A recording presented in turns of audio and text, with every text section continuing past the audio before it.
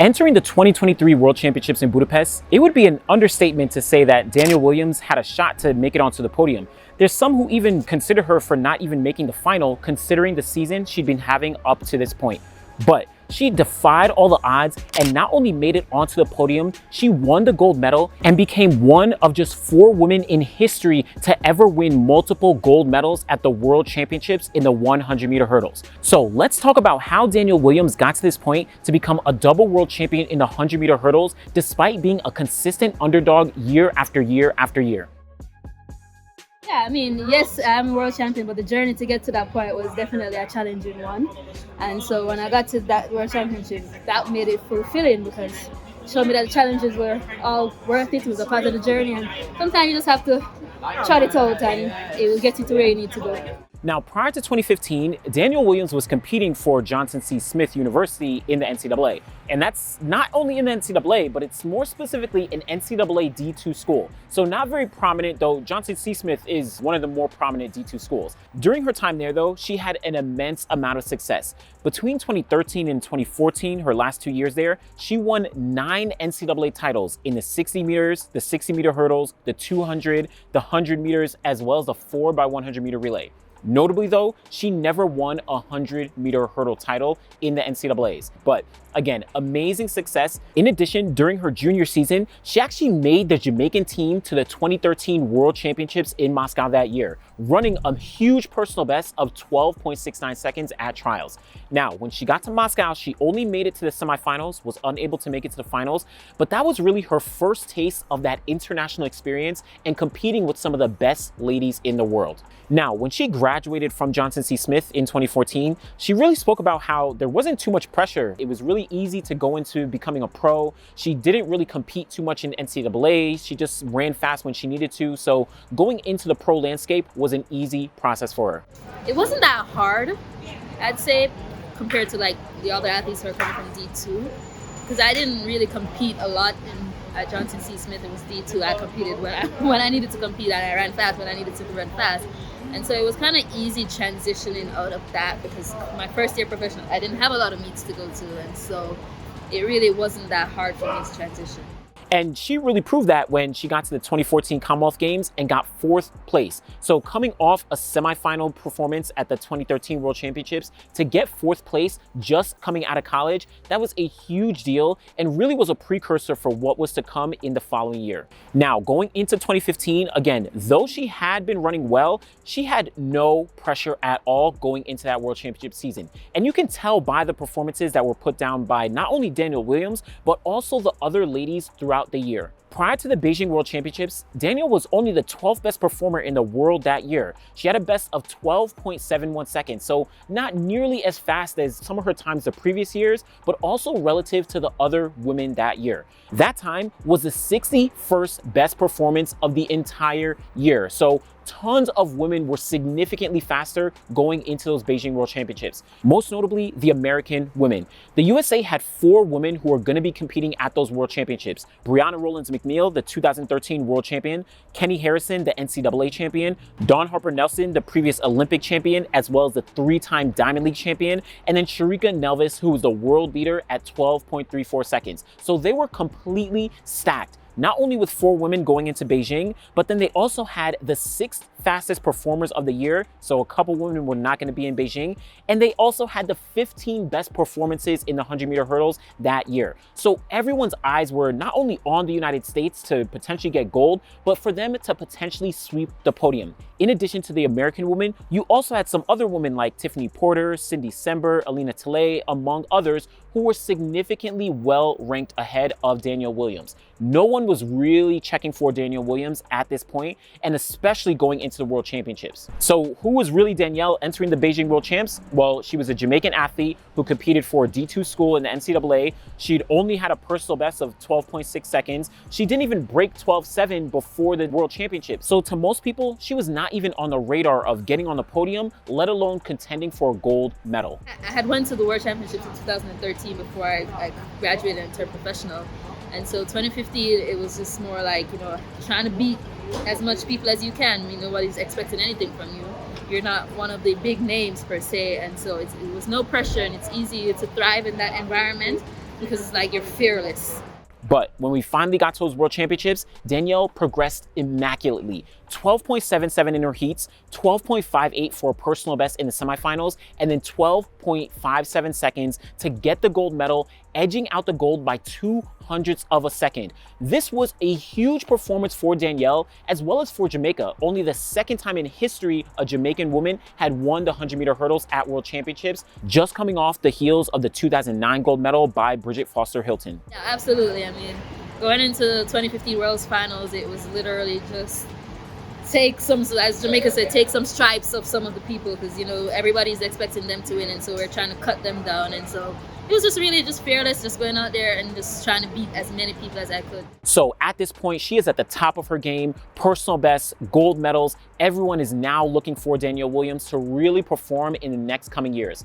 But unfortunately, she had some struggles and some ups and downs in the subsequent years. 2016 especially did not go her way, as she unfortunately wasn't even able to make it onto the Jamaican team when she hit a hurdle in the finals of Jamaican trials and finished 8th and last place, not getting a chance to compete at the Rio Olympics. In 2017, though she did run 12.56 seconds for a personal best at trials, she unfortunately wasn't able to make it into the finals at the London World Championships that year. But moving over to 2018, she had an insanely successful year. Second place at the Commonwealth Games early in that season, and then she ended off the year running 12.48 seconds for a huge personal best. Danielle Williams really set herself up well to compete at the 2019 World Championships, which would hopefully lead to another shot at the top of the podium at the World Championships. And as 2019 rolled on, this turned out to be a legendary season from the start. 2019, she got a personal best of 12.48 seconds at the London Diamond League in the heats, running into a massive headwind of negative 1.1 meters per second.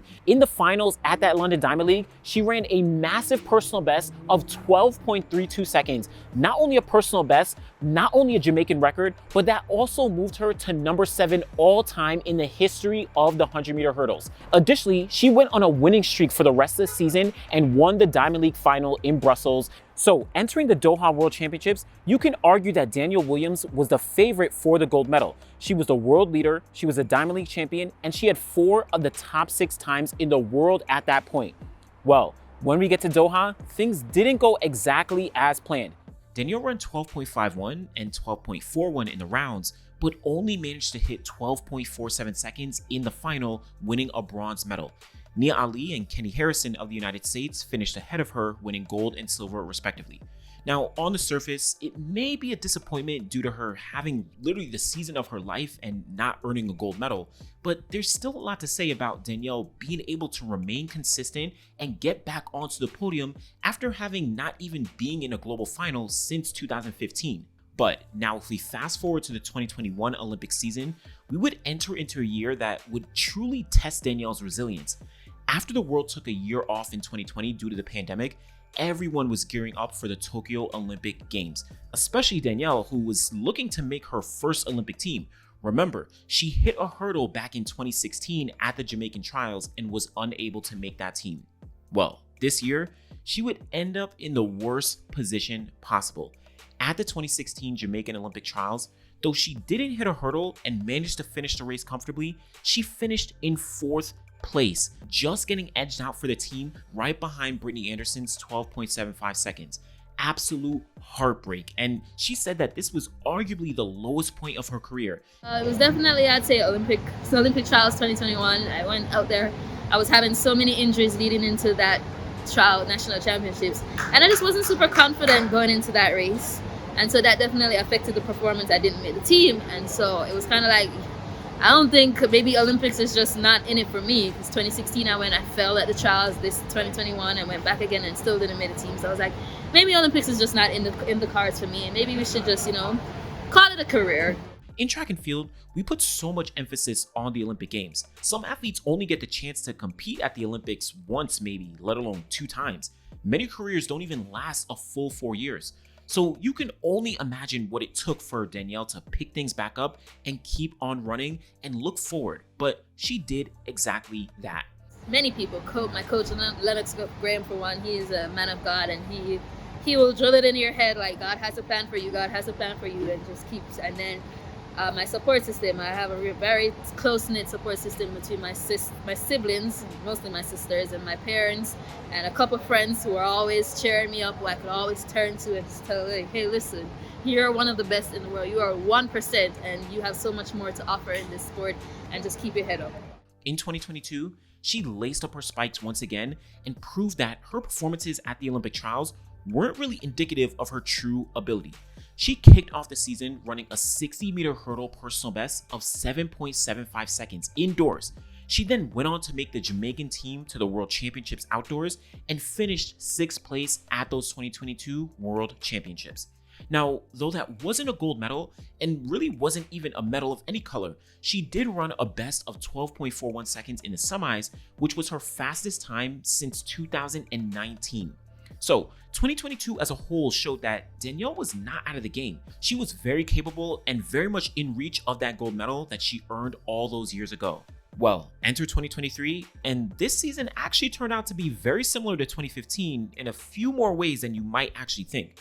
Though she now had a decade of experience at the global stage, and remember, she competed at the 2013 World Championships, she was still very much an overlooked athlete in the field of the women's 100-meter hurdles. Prior to the 2023 Budapest World Championships, Danielle had these accolades throughout the season. She finished 3rd place at the Jamaican trials, just barely qualifying for the World Championship team, only had a season's best of 12.54 seconds, which ranked her as the 15th best performer, as well as having the 65th best performance of that year. Think back to 2015. Before the Beijing World Championships, Danielle was the 12th best performer with the 61st best performance in the world.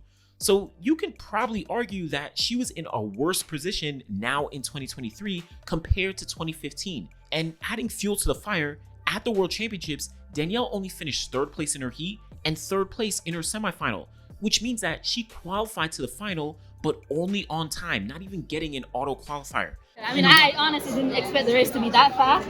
I figured 12.5 would be, the winning time that I ran would be close to the winning time, but that's just the kind of form these girls are in, and so you have to come good in the next round. I mean, if they're running that time in the first round, it kind of scares me to kind of think, okay, what are they coming with in the second round? So now I have to go to my business here. I have to come with something better than what they're coming with in order to make it to the finals. That left her in lane 2 in the final, all the way on the inside, basically on no one's radar. But that was the perfect place. Danielle truly shocked the track and field world, winning the gold medal in the 100-meter hurdles in 12.43 seconds, her 4th fastest time of her entire career. 8 years after her surprise gold back in Beijing, she circled back and was now on top of the podium once again. And she only won gold by 1/100th of a second ahead of Jasmine Camacho Quinn of Puerto Rico. This was a momentous win considering all the ups and downs, the highs and the lows, and the fact that just 2 years prior, she was questioning if she would even get back on top of the podium. But guess what? She did. I'm like a cat that just sneak up on you. I mean, talk to me about this experience. What's this mean to you? It's awesome. I can't complain. Like, I won. I came out here, I did what I needed to do, and I won. I mean, I was out there and all the way in lane 2 in my own island. I crossed the finish line. I didn't even know where I was in terms of everybody else. And Toby came up with me and she said, congrats. Before the results, he came up and said, Toby, don't tell me this until the results come up. And so, came up and I was like, wow, dang, y'all let me win. I felt great. I had some great practices leading up to this moment. Coach told me you're in good shape. Coming out yesterday in the semifinals, I felt like I could have won that one. And I said, if I'm that close to you guys in the semifinals, if I come today and put together a complete race, I know I could win, and that's what I did. Now, I'm here saying that Danielle's golds were surprises considering she was not one of the top-ranked women entering either Beijing or Budapest. But now with 2 gold medals, she has arguably cemented herself as one of the greatest hurdlers in history. Remember her personal best of 12.32 seconds? Well, at the end of 2023, that still ranks her as number 11 all time. And her indoor 60-meter hurdle best of 7.75 seconds ranks her as number 13 all time. But more importantly, winning double 100-meter hurdle gold at the World Championships is a feat that only 4 women in history have ever accomplished. Gail Devers, Michelle Perry, Sally Pearson, and now Danielle Williams. Now, Gail has won gold 3 times in her career, which is absolutely unmatched in the event. But with Danielle winning gold medals 8 years apart, may actually be looked at by some as an inconsistency, but I see it as literally a testament to her consistency, her resilience, her persistence, and her drive to never give up. Thanks for watching. Yeah, I mean, discipline and determination. I feel like I haven't reached my potential as yet. I feel like I'm still competitive with the best hurdlers in the world. And as long as I feel that way, I feel like I still have something to give, that I'm going to continue.